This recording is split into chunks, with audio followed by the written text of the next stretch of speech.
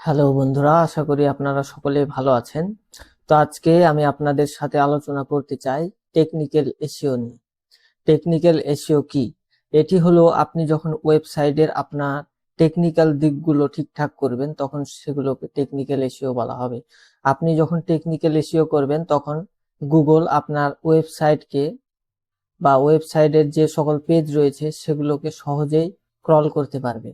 তাহলে technical SEO করতে হলে আপনাকে প্রথমে যেটা করতে হবে, আপনাকে সর্বপ্রথম খেয়াল রাখতে হবে যে আপনার ওয়েবসাইটের স্পিড কেমন রয়েছে, মানে পেজের লোডিং স্পিড। এটি যদি আপনার বেশি হয় তাহলে আপনার ইউজারগণ খুবই অসন্তুষ্ট হবেন। সেজন্য আপনার উচিত আপনার ওয়েবসাইটের স্পিডটা অপটিমাইজেশন করা।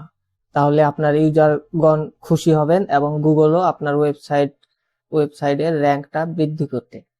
দ্বিতীয়ত হলো মোবাইল ফ্রেন্ডলি ওয়েবসাইট, অর্থাৎ আপনার ওয়েবসাইটকে মোবাইল ফ্রেন্ডলি করতে হবে।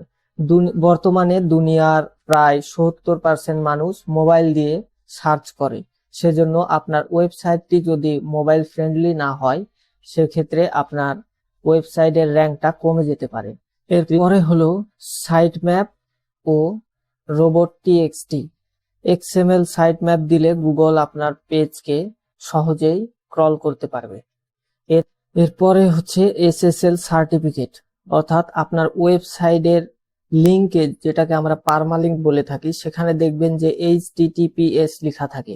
এটি থাকা খুবই জরুরি, কারণ এটি যদি আপনার ওয়েবসাইটে না থাকে তাহলে আপনার ওয়েবসাইটটি বিশ্বাসযোগ্য মনে হবে না।